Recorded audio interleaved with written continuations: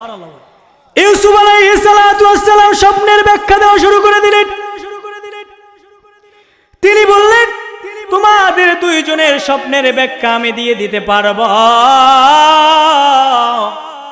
কিন্তু দুইজনের ব্যাখ্যার মধ্যে একজনের ব্যাখ্যা বড় ভালো আর একজনের ব্যাখ্যাটা বড় খারাপ। আমি দেখলাম, আমি আমার স্বপ্নের মধ্যে দেখলাম তোমরা একজন রুটির ঝুড়ি নিয়ে যাচ্ছ, রুটির ঝুড়ি থেকে তোমাদের মাথার উপর থেকে ছবল মেরে মেরে চিল এসে এসে তোমাদের ওই রুটির ঝুড়ি থেকে সেখান থেকে রুটি ছিঁড়ে ছিঁড়ে খেয়ে যাচ্ছে। এইটা দেখেছি। তোমার ব্যাখ্যা হলো অল্প কয়েক দিনের মধ্যেই বাদশার দরবারে তোমাদের বিচারের জন্য আসামির কাঠগড়ায় তোমরা দাঁড়ায়া যাইবা। আসামির কাঠগড়ায় যখন দাঁড় করানো হবে, তুমি যার মাথার উপরে দেখেছি চিল কিংবা কাক তোমাদের মাথা থেকে রুটি নিয়েছে, তোমাকে বাদশাহ মৃত্যুদণ্ড দিয়ে দিবে, তুমি বাঁচবা না, তুমি শেষ, তোমার কতল হয়ে যাবা। বাদশার দরবার থেকে ফয়সালা আসবে, তোমার কতল হয়ে যাবা, তোমার গর্দান উড়ায় দাও। এখন ওই ব্যক্তি বললেন, বাদশাহ না, তিনি বলতেছেন ইউসুফ, তুমি যে ব্যাখ্যা দিলা এই ব্যাখ্যা আমি মানি। কোরআনুল কারীমে এই কথাগুলো সব আয়াত বাই আয়াত সব উল্লেখ আছে। আমি যদি ধারাবাহিক আমি আলোচনা করব, যখন সময় থাকবে তখন বলবো। সুবহানাল্লাহ বলে। আমরা তো এমনিতে বলেছি, আমরা একটা স্বপ্ন দেখেছি, এই স্বপ্নটা তোমার কাছে বলছি ইউসুফ, স্বপ্নের তো তুমি ব্যাখ্যা দাও। সুতরাং ওই যে ব্যক্তি বলেছে আমার মাথা থেকে দেখি, আমি স্বপ্নে দেখি রুটি ঝুড়ি থেকে রুটি ছিঁড়ে ছিঁড়ে নেয়, বলে আমি এ স্বপ্ন দেখি, গোপন করে ফেললে।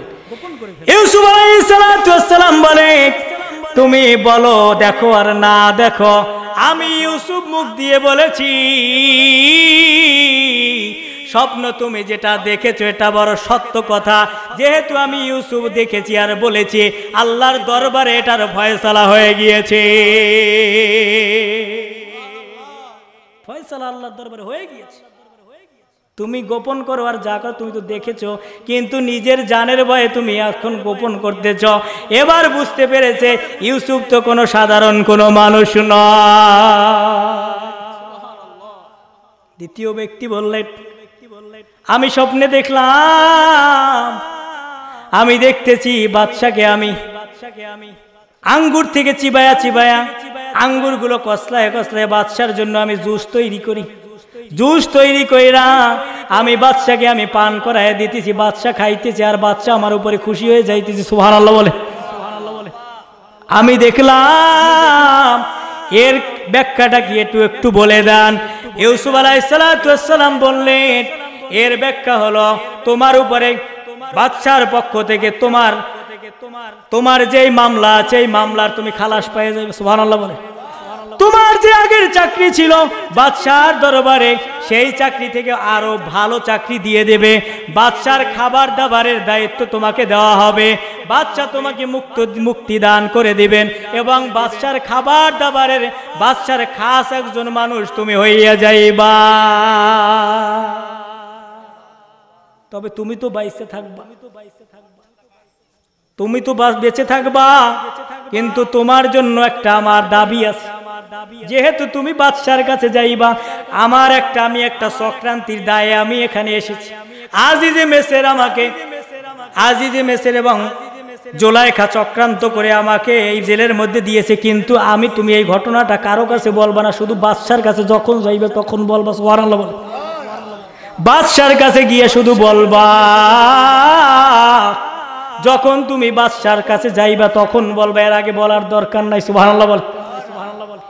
ঘটনা সব খুলে বললেন, ওই ব্যক্তির কাছে সব কিছু খুলে বললেন। কয়েকদিনের মধ্যে ওই ব্যক্তি জামিন পেয়ে গেল, আর তিনি বললেন বাদশার কাছে গিয়ে বলবা যে আমি এখানে এসেছি বড় চক্রান্তির দায়ে পড়ে। এই কথাটা যদি বাদশার কানে যদি তুমি পৌঁছে দিতে পারো, তাহলে বাদশা আমাকে এখান থেকে মুক্ত করে দিবে। চিরদিনের জন্য সত্যটা উদ্ঘাটন হয়ে যাবে, সত্য প্রকাশ হয়ে যাবে। এজন্য তোমার কাছে আমার দাবি হলো, তুমি আমার দায়িত্বটা তুমি তার কাছে, তার কানের মধ্যে আমার এই মেসেজটা দিয়ে দিবা। বড় লম্বা ঘটনা, আমি সেদিকে দিতে চাই না।